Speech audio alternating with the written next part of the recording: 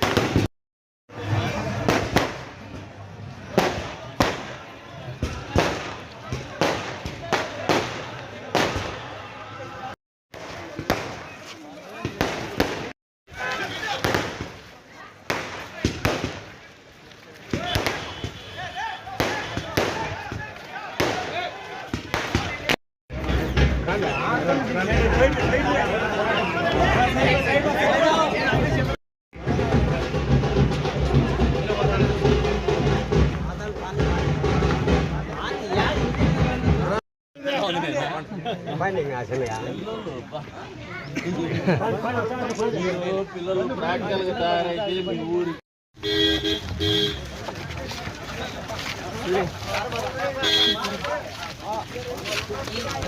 మన సర్పంచ్ వాళ్ళ ఇల్లు ఇదే ఉండు మన సర్పంచ్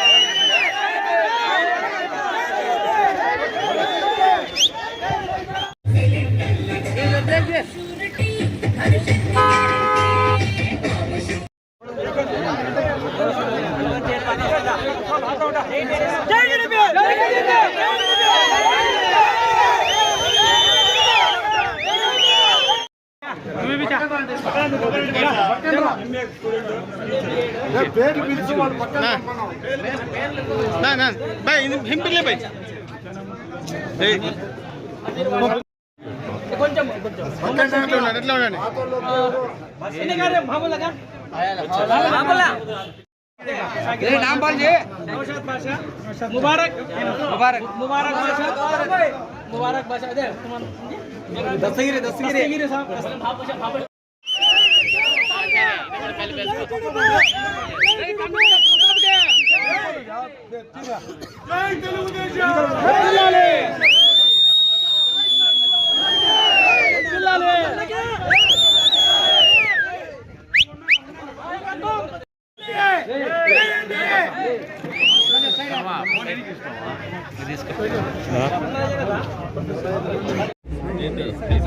पीछे भी आप अंदर वाणी में हम लोग सब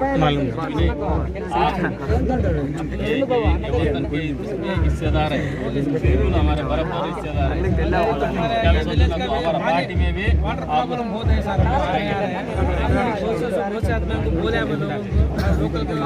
ప్రచార కార్యక్రమంలో భాగంగా ఎన్పికొండ మండలంలో మరికొమ్మదిన్న గ్రామంలో ప్రచార కార్యక్రమం నిర్వహిస్తున్నాం.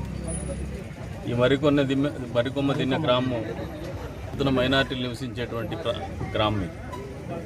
మరి ఈ రోజున ఎన్నికల బరిలో ఉన్నటువంటి అభ్యర్థి వైఎస్ఆర్సీపీ పార్టీ తరఫున ఒక దుష్ప్రచారం చేస్తున్నాం. ఎన్ఆర్సీ సిఏఏ ఇవి అమలు చేస్తూ మన ఆస్తులు లాక్కొని అంటే మైనారిటీల ఆస్తులు లాక్కొని దేశం వదిలించేటువంటి పరిస్థితుల్లోకి ప్రభుత్వాలు ఉంటాయని చెప్పేసి. గతంలో కూడా ఇదే కూటమి అధికారంలో ఉంది బీజేపీ జనసేన తెలుగుదేశం పార్టీ. 5 సంవత్సరాల్లో ఎప్పుడు కూడా ఒక ముస్లిం కుటుంబం కూడా ఆత్మహత్య చేసుకునేటువంటి పరిస్థితులు కల్పించబడాల, అటువంటి పరిపాలన కొనసాగల. పోగా ముస్లిం కుటుంబాల్లో ఉన్నటువంటి పేదలకి దుల్హన్ పథకం కింద కావచ్చు,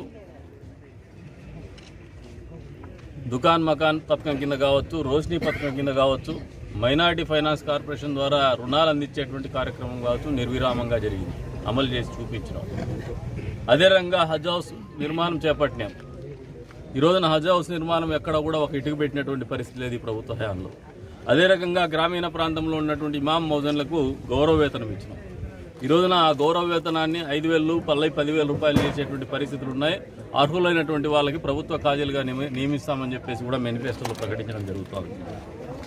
ఏదైతే దుల్హన్ పథకం ఉందో 1,00,000 రూపాయలు చేసేటువంటి పరిస్థితులకి మేము అమలు చేస్తామని చెప్పేసి వాళ్ళకి ఆ సాయం చేస్తామని చెప్పేసి మా ప్రభుత్వం తరఫున మా పార్టీ తరఫున మేము మాటిస్తూ ఉన్నాం. ఖచ్చితంగా అమలు చేస్తే మరి ఈ రోజున మైనారిటీలందరూ కూడా ఆయన మాట వినే పరిస్థితి కానీ వైఎస్ఆర్సీపీ పార్టీ చేస్తున్నటువంటి మాట వినే పరిస్థితి కానీ లేరు. ఎందుకంటే అదే ఎన్ఆర్సీ సిఏఏ బిల్లులను అమలు చేయడంలో లోక్సభలో కానీ రాజ్యసభలో కానీ 25 మంది ఎంపీలు అందిస్తే ఈ రాష్ట్రంలోని ప్రజలు ప్రత్యేకించి మైనారిటీలు గంపగుత్తిగా ఆయనకు మద్దతు తెలిపితే అంతమంది ఎంపీలు ఎంపిక కాబడితే అంతమంది ఎంపీలు కూడా ఇదే బిల్లులకి మద్దతు తెలిపినటువంటి పార్టీ ఏదైనా ఉందంటే వైఎస్ఆర్సీపీ పార్టీ.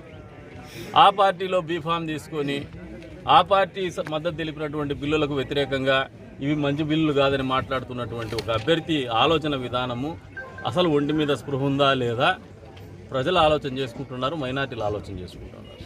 అంటే వీళ్ళని రెచ్చగొట్టేటువంటి కార్యక్రమమే, వీళ్ళని మభ్యపెట్టేటువంటి కార్యక్రమమే, మత ఛాందసవాదుడుగా ఆలోచించేటువంటి కార్యక్రమమే. ఒకసారి ఆలోచన చేసుకోండి. గ్రామీణ ప్రాంతం పోతే ఇప్పుడు వస్తే నాకు టోపీ పెట్టించుకుంటాం, తప్పేం కాదు. వాళ్ళు గౌరవించుతారు, మేము గౌరవించుకుంటాం. మాకు కూడా వాళ్ళ ఆచార సాంప్రదాయాల్ని మనస్ఫూర్తిగా ఆహ్వానిస్తాము, వాటిని గౌరవిస్తాం కూడా. అవసరమైతే కొద్ది మేరకు ఆచరించైనా కూడా మంచిది కాబట్టి ముందుకు పోతాం. అది ఒకరినొకరికి గౌరవించుకునేటువంటి ఒక పద్ధతి ఈ సెక్యులర్ కంట్రీలో.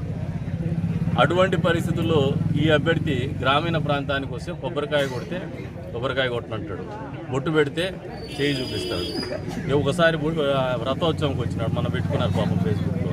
రథోత్సవంలో కూర్చొని తేర్లా అయినాడు అని చెప్పేసి బొట్టు పెడితే పాప పరిహార నిమిత్తం మక్కాకు పోయి వచ్చినాడు. ఇటువంటి వ్యక్తులు ఈ సమాజానికి అవసరమా ఆలోచన చేసుకోమంటుంట సమాజం, ప్రత్యేకించి మైనారిటీలు ఆలోచన చేసుకోండి. ఇదే మరికొమ్మ తిన్నే గ్రామంలో గతంలో ఒకసారి పీర్ల పండుగ సందర్భంగా అల్లర్లు చెలరేగేటువంటి పరిస్థితి ఉంటే మేము కట్టడి చేసినాం. ఈ ప్రాంతంలో నిలబడి మరీ చెప్తాను, అటువంటి ఘటనలు జరగకుండా మేము కాపాడుకున్నాం, అందరూ మా వాళ్ళనే భావంతో. అంతే స్థాయిలో కదిరిలో కూడా వినాయక నిమజ్జనము ఏదైతే టెన్షన్ వాతావరణం ఉండేదో ఈ రోజున అందరూ కలిసి ప్రశాంతంగా గణేష్ నిమజ్జనము ఉత్సవాలు జరుపుకునేటువంటి పరిస్థితుల్లో హిందూ ముస్లింలు అందరూ కలిసి బతుకుతున్నారు.